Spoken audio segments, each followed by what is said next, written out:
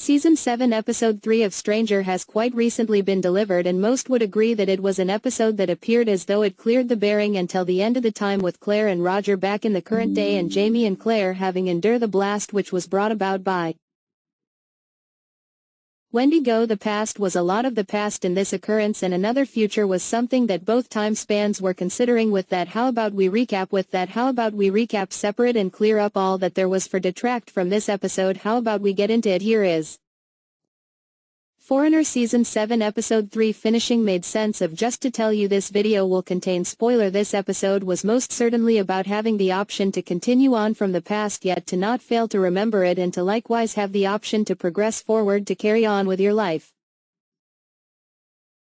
This was most emblematic when we saw that the house was up on fire and Jamie had revitalized everyone together to handle it. In any case, during handling the blast, as he watched all that was in the house consumed to tidy and understood that it was relentless, he advised everyone to stop. Jamie and Claire were grieving the way that Brienne and Roger left the 1700s to return to the current day to assist with saving Amanda, and it was something that they were both battling with, the torching of the house. A lot of felt like it was illustrative of them having the option to relinquish those sentiments and to collect the capacity to begin to push ahead with another section in their life, while continuously having them clutching articles, apparitions and lamenting recollections was not method for getting it done. Also, I think Jamie understood that it was after the fire where the fundamental arm of this story worked out as expected, something which it appears like will be affecting both the past and the present day. Upon the house being burned to the ground, Jamie viewed as covered up gold, something which was essential for the lost Jacobite gold Archie Bugg had been taking it piece by piece from his person share quite a long time back. This was the kind of thing that Jamie could have done without once he found a solitary piece of it, and he basically ousted Archie as he marked him as a cheat. But later on down the line, Mrs. Bugg went back to retrieve the rest of it, which was buried underneath Jamie's house, and in the search for it she ended up being killed by Ian as she fired at Jamie. This then meant that the treasure was now in the hands of Jamie, to which he kept it safe in a cave that only Jeremiah knew the location of as they went there one time. This is the treasure that is most likely going to come in handy in the present day. In the letter that Jamie left his daughter, he mentioned that they should ask Jem for the location only if they ever needed it, something which they didn't need up until the ending of the episode. However, upon finding out that the property was for sale in the present day, the gold was now something that they'd most likely want, due to it being able to come in handy in purchasing it, as there would be a large fee for the property and it would most likely need a lot of work doing to it. I believe we're most likely going to be seeing Roger and Bree trying to get the location out of their son in order to find the treasure. However, I don't think it's going to go as smoothly as that. One, it's been a few hundred years, so the land could be very different. Two, Jeremiah is only a young kid, so he might not even remember, and three, it's hidden in a cave within a cave, so it's going to be extremely difficult to find. But I imagine they will eventually get their hands on it. In terms of Jamie and Claire, we saw them come to the realization that they needed to leave their home for the time being, and Jamie wanted to take Ian back to be with his mother. I think with all of the events that had gone on, the fire and his daughter leaving, he felt it was most appropriate to carry out his promise in case the time will never arose in the future. We also saw in this episode that Jamie had one of his dreams where he was able to see into the future again and see Claire, Roger, Jeremiah and Amanda. He saw that Jeremiah was on the phone, and it was most probably the shot that we had right at the end of the title sequence at the beginning of the episode.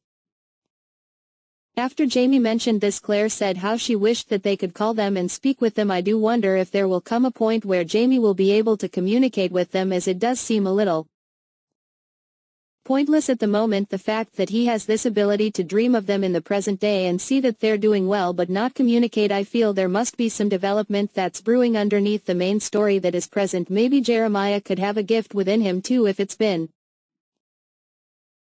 passed through Archie Bugg. Most definitely strikes me as an individual that may come back in the future and cause some damage too. I hope he does. That's if Ian does return, with Ian being the individual that killed his wife and him being prepared to rougher up his own life in return for it. Archie said that he'll be back when he has something worth taking. This was after Ian declined him his dog's life. I do hope that in the future something does come of that, and that it's not just an empty threat, as Archie was an individual that definitely had revenge embedded within him.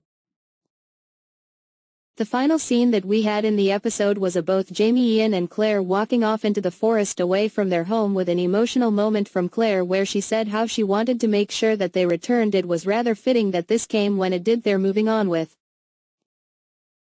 their lives, as the life that they previously knew of was no more, no house, no family, and only memories of ghosts, people they could only mourn and write letters to. So it's going to be interesting to see what they get up to when they arrive. One thing to note as well is that Bree changed the course of history. There was the newspaper snippet before which said how Jamie and Claire died in a house fire, and it had us wondering if the one last week was the original one in question. However, it wasn't, and because the house was burnt down, it meant that it was no longer possible for the blaze to occur in the future, as there was no home that would be there to be burnt down with Jamie and Claire in it. Overall review, I thought this episode was pretty good.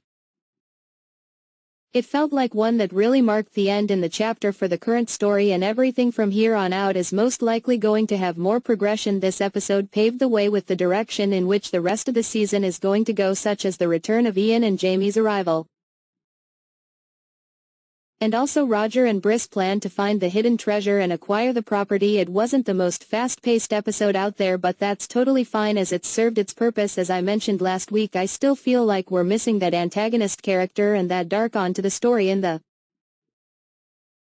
show, as there's not really been any real threats so far other than Wendigo, and that was put to bed quite quickly, and we're now 3 episodes deep, so I do hope that we're going to see something develop on that front very soon. I liked the fact that the episode started and finished with a letter that was being read by Roger, which both Jamie and Claire wrote a few hundred years ago. I hope we get more of that in the season, as I feel it's a great way for the story to be told. The idea of some groundbreaking news being told to them through the use of a letter 200 years ago is quite an interesting thought, and it would provide a moment of blind panic. The trailer for the next episode most certainly makes it look like trouble is lying ahead for Jamie, and it's not going to be as smooth sailing as they wanted the voyage to be. It will be interesting to see what happens there. There you have it, Outlander Season 7 Episode 3 Ending Explained. If you want to see more videos such as endings explained, theories and predictions and character breakdowns, then click on the I button. Or alternatively, you can head over to my channel where you'll find them all if you'd like to give me a show or movie that you'd like me to review. Finally, if you'd like to see what I rate the latest movies that don't quite make the cut to getting a dedicated video, then head over to my Letterboxd profile. It's where I rate the latest releases in real time. What did you think of this episode? Leave a comment down below and don't forget to subscribe. I'll see you next